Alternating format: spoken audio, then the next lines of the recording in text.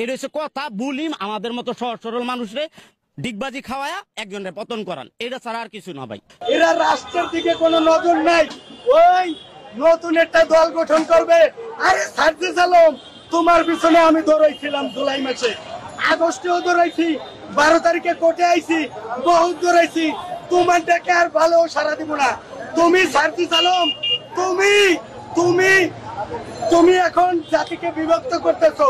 শোনো, তুমি যদি বাঁচতে চাও, তোমারে রংপুরের মরা পার্টি, জাতীয় পার্টি তোমারে অবঞ্চিত করছে, আর গোপালগঞ্জের মানুষ তোমারে ছাড়া করে দিবে। আল্লাহর কসম করে গলা, যদি শেখ হাসিনা গায়ে হাত দেওয়ার চেষ্টা করে, আগে আমি আসাদ আলী জীবন দেবো, আমি আগে জীবন দেবো, তারপর শেখ হাসিনা গাঁত হাত দিতে হবে। শেখ হাসিনা দেশে উন্নত করছে, ও আমাদের দেশের মাও। তাহলে একবার না 3 বার শেখ হাসিনাকে মারার প্ল্যান করছে। আল্লাহ যদি না মারে, জীবনে কেউ মারতে পারবো না। ছাত্ররা এখন যে অত্যাচার শুরু করছে, এতে আমাকে রিস্কা ড্রাইভার গয় বাস হাতে হারকিন। উপদেষ্টা যারা আছে তারা কি জনগণের সাথে যেতে পারে? ইভেন এখন যদি কোনো উপদেষ্টা বের হয়, মানুষ সাধারণ পাবলিক কিন্তু চেতে আছে, সাধারণ পাবলিক কিন্তু খুব খারাপ অবস্থায় আছে, উপদেষ্টাকে ছাড় দিবে না। কারণ তাদের কোনো অবনতি বা তাদের কোনো কন্ট্রিবিউশন এই বাংলাদেশে আমি দেখতেছি না এই 3 মাসের মধ্যে। না পারলে ছেড়ে দেখ, কোনো দল আসুক, সাধারণ পাবলিক তো সেটাই চায়। আমরা যদি এখন না খেয়ে পড়ে থাকি তাহলে তো হবে না। ছাত্ররা কোনো ভালো কাজ করে নাই, এটা ছাত্র নামে একটা বন্ডামি ওনারা শুরু করছে। এই বন্ডামিটা বন্ধ করলেই দেশটা ভালোভাবে চলবে ইনশাল্লাহ। তোমরা ছাত্ররা যা করতেছ, কিন্তু সময় আর ফল তোমরা পাবা। খায়া বাঁচতে চাই, কিন্তু এটা তো আমরা পাইতাছি না। উনি প্রতারণা করে কইছে আমাদের ভালো রাখবো, এটা করবো, আমরা চোরে রেখে দিয়েছি। চোর খেদাই তো আমরা এখন ঢাকাই দেয় না পড়ছি, দাম বাড়াইছে, আমরা খেদাই দিছি। তোরা আমাদের দেখ, আমরা তো আমাদের মতো গরিবরা তো আন্দোলনে গেছে। কয়টা শিল্পপতি গেছে আন্দোলনে? আমাদের মতো গরিবরা গেছে আন্দোলনে। শিল্পপতি গেছে, একটা কমিশনার গেছে আন্দোলনে, যায় নাই। বৈষম্য দূর হয়েছে না, জীবনে এটা দূর হইব না। এটা হচ্ছে কথা। বুলিম আমাদের মতো সহজ সরল মানুষরে ডিগবাজি খাওয়ায়া একজনের পতন করান, এটা ছাড়া আর কিছু না ভাই। চারিদিক চাঁদাবাজি হইতাছে, হ্যাঁ খাইতাছে, হ্যাঁ হ্যাঁ রে মারতাছে। এই শুধু সমন্বয়ের জন্য বর্তমানে দেশে থাকা খুব মুশকিল। দ্রব্যমূল্যের বাজার এত ঊর্ধ্বগতি, যেটা কল্পনার বাইরে। আবারও জননেত্রী শেখ হাসিনারে এই দেশে প্রধানমন্ত্রী হিসেবে যদি দেওয়া হয়, তাহলে আমরা কোনো মতো ডাল ভাত খাই বাঁচতে পারি। সমন্বয়করা কি করলেন? ওনারা তো একটা নতুন দেশ দিলেন। ওরা কি দিচ্ছে? রাষ্ট্র চালাবার বুঝে নাকি? টুকখানে বলাবান ওরা বুঝে নাকি দেশ চালাবার? হেলে কি দ্রব্যমূল্যের বাজারে এইরকম ঊর্ধ্বগতি হয়? বাগুনের কাছে ছিল 40 টাকা, এখন হয়েছে 120 টাকা। চাউলের কাছে ছিল 50 টাকা, এখন হয়েছে 80 টাকা। মানুষ কি নেই? এই 2 সরকার, হ্যাঁ, যে ডক্টর ইউনূস সাহেব আর আপনার বিগত আওয়ামী লীগ সরকার, এর মধ্যে আপনি কাকে? জননেত্রী শেখ হাসিনাই ভালো, ডক্টর ইউনূসের চাইতে। আপনি ভালো থাকবেন এই কারণে না, আপনি রাজনীতি করেন বিধায় বল? আমি ভালো থাকবো এই জন্য, কারণ আমি মেসে খাই। আগে দিতাম 2 বেলা খাইতাম, আর সকালের হোটেলে খাইতাম, নাস্তা খাইতাম, দিতাম 5000 টাকা। এখন বর্তমানে মেসালা বলছে টাকা দেওয়া লাগবে 7000, কারণ ওই যে তরকারি এবং চাউলের দাম বাড়ছে, টাকা চাই 7000। এদিকে বেচা কিনে নাই, কি চলবো কেমন কোন দিন? খায়া বাঁচতে চাই, কিন্তু এটা তো আমরা পাইতাছি না। উনি প্রতারণা করে কইছে আমাদের ভালো রাখবো, এটা করবো, আমরা চোরে রেখে দিয়েছি। চোর খেদাই তো আমরা এখন ঢাকাই দেয় না পড়ছি, দাম বাড়াইছে, আমরা খেদাই দিছি। তোরা আমাদের দেখ, আমরা তো আমাদের মতো গরিবরা তো আন্দোলনে গেছে। কয়টা শিল্পপতি গেছে আন্দোলনে? আমাদের মতো গরিবরা গেছে আন্দোলনে। শিল্পপতি গেছে, একটা কমিশনার গেছে আন্দোলনে, যায় নাই। বৈষম্য দূর হয়েছে না, জীবনে এটা দূর হইব না। এটা হচ্ছে কথা। বুলিম আমাদের মতো সহজ সরল মানুষরে ডিগবাজি খাওয়ায়া একজনের পতন করান, এটা ছাড়া আর কিছু না ভাই।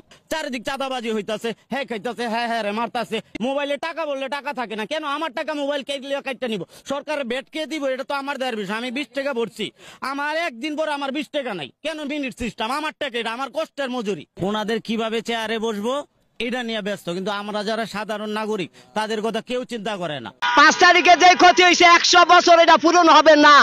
শেখ হাসিনারে চাই। শেখ হাসিনাকে বাংলাদেশে আনতে যদি আপনার জীবন দিতে হয়, তাও দিবেন? হ্যাঁ দিব। সব দলে মিলাইয়া ইয়ারে শেখ হাসিনার এই দেশে বার করছে। 5 তারিখের পরেতে এই বাংলাদেশ একটা মানুষও শান্তি নাই, কে অশান্তি আছে। একটা মানুষও ঘুমাইতে পারে না, অশান্তি। দিনে দুপুর বেলা চুরি ডাকায় লইয়া জায়গা।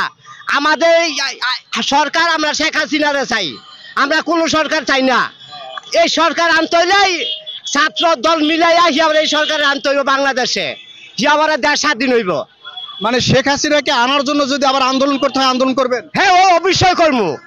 যা বালার জন্য সামনে কে মৃত্যু হইলে আমরা সামনে যাবো। মানে শেখ হাসিনাকে বাংলাদেশে আনতে যদি আপনার জীবন দিতে হয় তাও দিবেন? হ্যাঁ দিব, কেননা এই দেশের মতনই শেখ হাসিনার মতন সরকার এই দেশে দরকার। কেননা এই 16টা বছর একটা মানুষও শান্তি মতন ঘুমাইছে, লাখ লাখ টাকা লয়ে গেছে এই 16 বছর।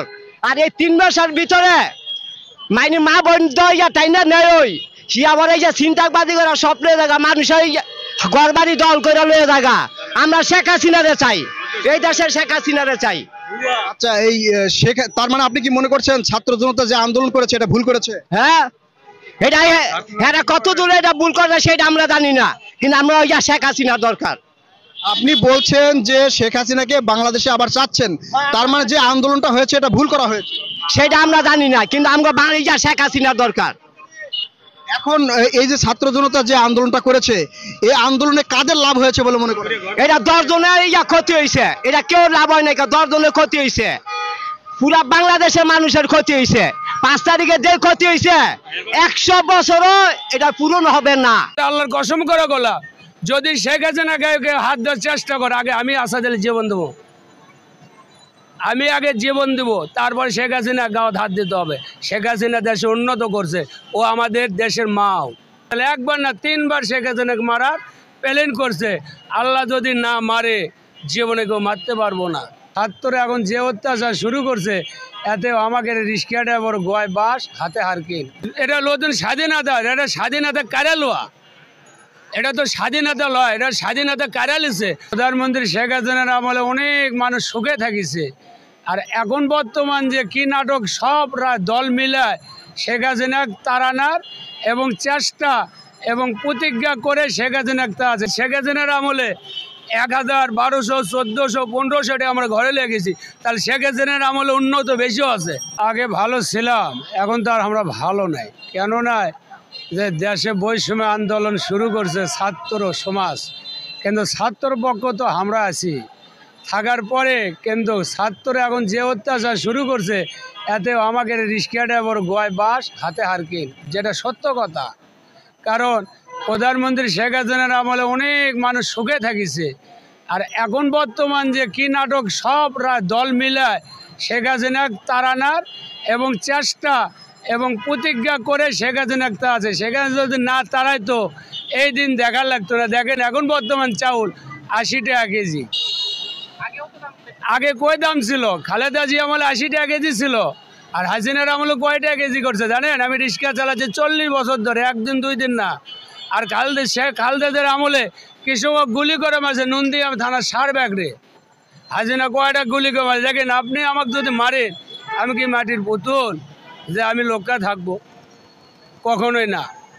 এদেশে ছাত্র লোক আমাকে সন্তান, সন্তান যদি আমরা বাবা মা শাসন করতাম, সন্তান এত দূর কখনোই যেত না।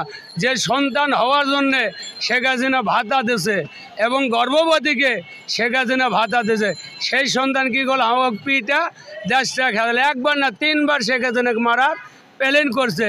আল্লাহ যদি না মারে জীবনে কেউ মারতে পারবো না। যৌবনা সেতু করলো, পদ্মা সেতু করলো, রেল স্টেশন করলো, তারপরে 1 হাতের জায়গায় 7 হাত রাস্তা করলো। ওরাই তো আমাকে বিরোধিতা শুরু করছে। তাছাড়া আমরা জনগণ শান্তি মতো থাকতাম, শান্তি মতো খাইতাম। খারাপ না, সর্বাধিক দিয়ে বলো, রাস্তা করছে, মেট্রো রেল করছে, এটা শেখ হাসিনা করছে। এটা নতুন স্বাধীনতা, এটা স্বাধীনতা কারা লোয়া?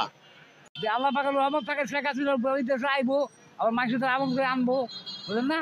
সব খেলা বাদ আল্লাহ।